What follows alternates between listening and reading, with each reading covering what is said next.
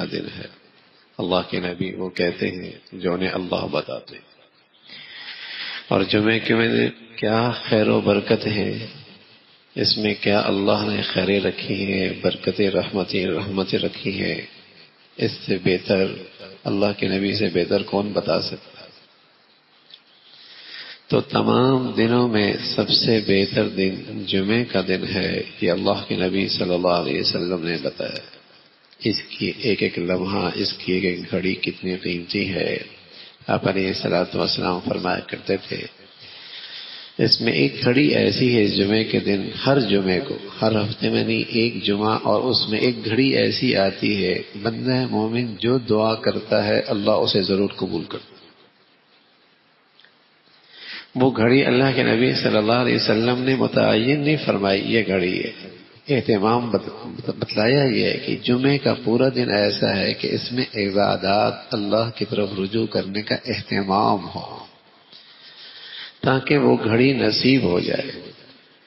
تو پیارے رسول صلی اللہ علیہ وسلم نے فرمایا تمام دنوں سے بہتر جمعے کا دن ہے۔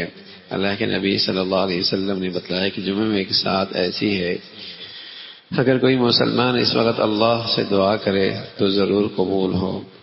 شیخ عبدالحق محدث دہلوی رحمۃ اللہ علیہ بڑے حدیث کی خدمت کرنے والے اور حدیث کے بڑے ماہر اور محدث، انہوں نے لکھا کہ وہ گھڑی یا تو خطبہ پڑھنے کے وقت سے نماز ختم ہونے تک ہے یا وہ گھڑی اخیر دن کی ہے۔ حضرت نے یہ بات اس لیے فرمائی کہ حضرت فاطمہ رضی اللہ تعالیٰ عنہ جمعے کے دن کسی خادمہ کو حکم دیتی تھی کہ جب جمعے کا دن ختم ہونے لگے تو ذرا مجھے خبر دے دیا کرو، اگر میں کسی اور کام میں مشغول ہوں، کوئی اور کام کر رہی ہوں اور میرا خیال اور دھیان نہ ہو تو مجھے ذرا آگاہ کر دیا کرو اور خبر کر دیا کرو تاکہ اس وقت میں ذکر اور دعا میں مشغول ہو جاؤں۔ حضرت فاطمہ رضی اللہ تعالیٰ عنہ اللہ کے نبی صلی اللہ علیہ وسلم کی بیٹی ہیں، اور ایسی پیاری بیٹی جنہوں نے سب سے لمبا عرصہ آپ کے پاس گزارا۔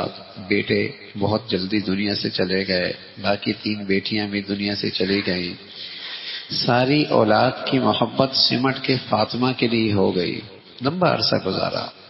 تو آپ اس جمعے کا یوں اہتمام کرتی کہ کہہ رکھا تھا کہ اس کی جو آخری گھڑیاں ہوں مجھے آگاہ کر دیا کرو تاکہ میں جمعے کے آخری وقت ذکر اور دعا میں گزارا کروں۔ پیارے رسول صلی اللہ علیہ وسلم نے فرمایا جمعے کا دن افضل ہے، اس دن کثرت سے مجھ پر درود شریف پڑھا کرو۔ صلی اللہ علیہ وسلم سب سے مختصر درود ہے، درود و سلام سب سے مختصر، صلی اللہ درود آ گیا، وسلم سلام آ گیا، صلی اللہ علیہ وسلم، یہ سب سے مختصر کلمات ہیں درود و سلام کے، صلی اللہ علیہ وسلم۔ اور پھر افضل ترین درود وہ ہے جو ہم نماز میں پڑھتے ہیں، تو چلتے پھرتے بھی پڑھ سکتے ہیں، اٹھتے بیٹھتے بھی پڑھ سکتے ہیں۔ تو رسول اللہ صلی اللہ علیہ وسلم نے فرمایا کہ جمعے کا دن افضل ہے، اس دن کثرت سے مجھ پہ درود شریف پڑھا کرو، اور وہ اسی دن میرے سامنے پیش کیا جاتا ہے۔ سبحان اللہ، یعنی ہر آدمی کی چاہت ہوتی ہے روضہ اقدس پہ حاضری ہو اور آپ کو سلام کہا جائے، درود و سلام آپ پر پڑھا جائے۔ تو اللہ کے نبی صلی اللہ علیہ وسلم نے اپنی امتیوں کو محروم نہیں ہونے دیا، فرمایا تم دنیا میں کسی کونے پر بھی ہو اور مجھ پر درود پڑھو گے، اور جمعے کے دن خاص طور پہ اس کی فضیلت اور بڑھ کر ہے، اسی دن وہ سلام مجھ تک پہنچایا جاتا ہے، اسی دن وہ درود و سلام مجھ تک پہنچایا جاتا ہے۔ تو کثرت سے جمعے کے دن درود شریف پڑھا کرو، اور اسی دن میرے سامنے پیش کیا جاتا ہے۔ حضرات صحابہ رضوان اللہ علیہم اجمعین نے عرض کیا یا رسول اللہ آپ پر کیسے پیش کیا جاتا ہے؟ آپ نے فرمایا اللہ تعالیٰ نے انبیاء علیہ الصلاۃ والسلام کے جسم کو ہمیشہ کے لیے زمین پر اس کے بدن کو حرام کر دیا ہے، آپ علیہ الصلوۃ والسلام نے فرمایا اللہ نے ہمیشہ کے لیے زمین پر انبیاء کا بدن حرام کر دیا ہے، اس پر کوئی تغیر اور اس میں کوئی فرق نہیں آتا۔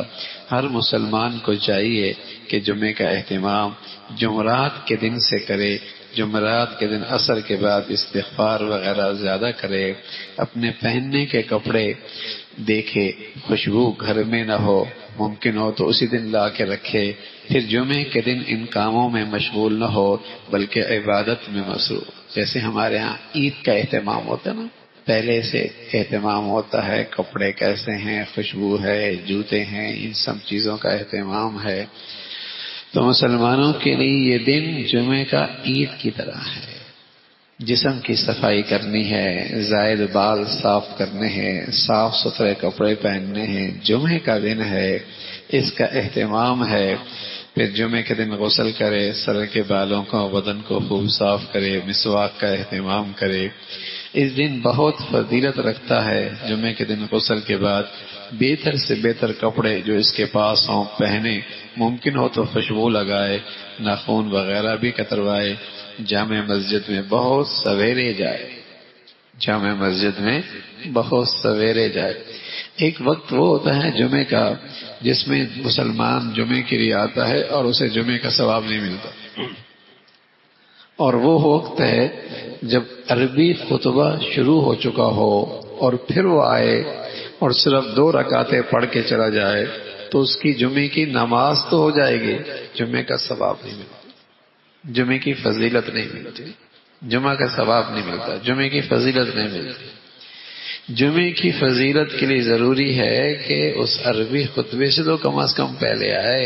2 خطبے ہوتے ہیں نا، وہ 2 رکعتوں کی مانند ہیں، 2 رکعتیں ویسے پڑھی جاتی ہیں، وہ خطبہ سننا اس کا بھی تو کم از کم اہتمام۔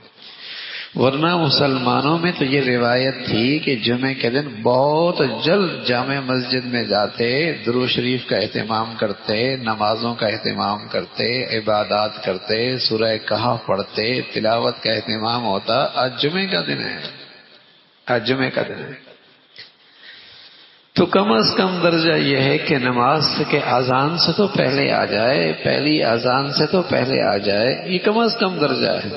ورنہ اگر دوسری اذان کے پاس آ رہا ہے تو فرض نماز تو ادا ہو جائے گی، دنیا کی فضیلت نصیب نہیں ہوتی، اور کتنی بڑی نصیبی ہے۔ اتنا عظیم الشان دن ہے، اور جہاں اللہ کی رحمتیں اور برکتیں بہانے ڈھونڈ رہی ہیں، اور یہ اس دن سے بھی محروم ہو رہا۔